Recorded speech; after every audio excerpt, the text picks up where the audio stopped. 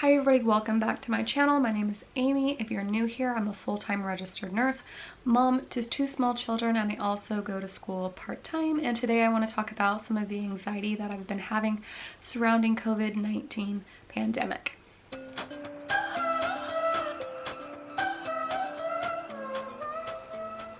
So I actually searched high and wide for this type of video. There's not a lot of things out there on YouTube with nurses talking about this pandemic in general, and I think that's mostly because there is a strict social media policy surrounding anything COVID, so I'm not going to really mention anything about that. Where I work, I do live in Kansas, but I have been having a little bit of anxiety surrounding this pandemic, and mostly because I've been tracking it very, very closely for the last couple of weeks. When Italy started sending out videos, I started to take it a little bit more seriously and dig into it more. And it was probably even a week before things started happening, I was posting on my personal social media and trying to alert my friends and family about how this is not actually the flu. It seems to be worse than the flu, and Italy's being overrun with COVID-19 cases.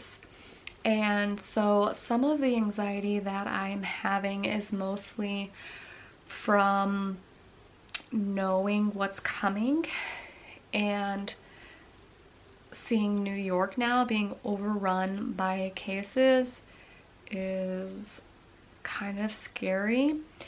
And we're just getting started here in Kansas, and I think a lot of people are in denial yet and don't really understand what's happening because we don't have a lot of testing here.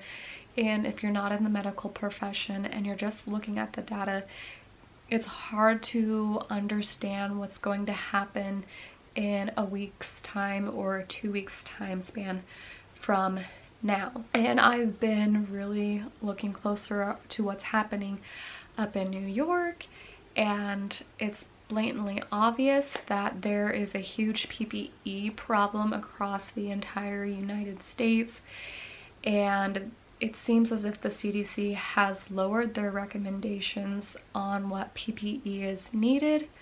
So I know I'm not the only nurse that feels a little anxiety surrounding that situation and not being properly protected when they go to work.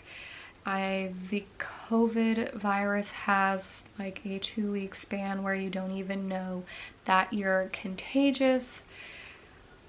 So yes, that makes me nervous, not only to get it from patients, but the fact that maybe I don't even know that I'm contagious and I give it to a coworker or to a patient that I have at the hospital. So I decided this a few days ago that I am going to start a journal to really talk about in my journal here how I'm feeling, really get it down on paper. It's hard to talk about this situation to other people because they're not really necessarily going through it. So I've been like really reaching out to a lot of my nurse friends all across the United States to talk to them, see how they're doing. And that's why I really want to start writing in my journal, just to get all of my feelings out.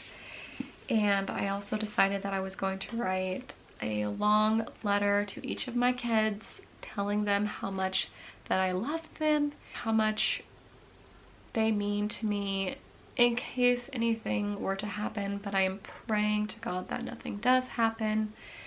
Something that I started implementing just today, actually. My mother gave me this idea. Washing your hands, you're supposed to wash them for about 20 seconds. And if you say the Our Father, which is roughly about 20 seconds, you can say a lot more prayers in a day. Let's just say that Our Father every time you're washing your hands. I said a lot of prayers today. That's actually really helped.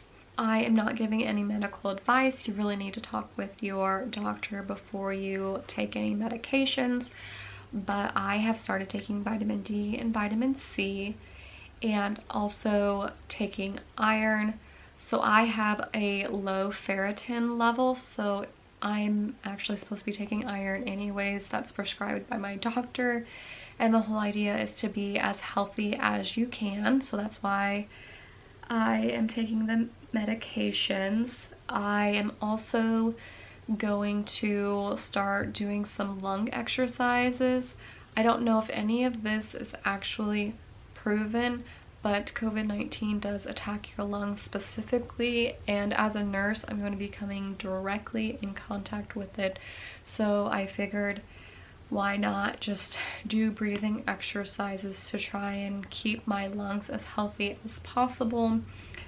And also, I've had this since nursing school, but I have a pulse ox, so if I end up getting COVID-19, and at this point I'm fairly certain many of the nurses across the United States will probably end up with COVID-19 due to the PPE issues.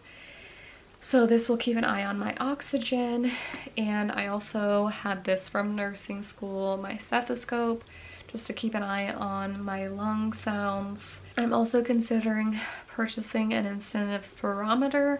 Patients get this after surgery to help prevent pneumonia in the lungs after surgery, and basically it's just a way to exercise your lungs.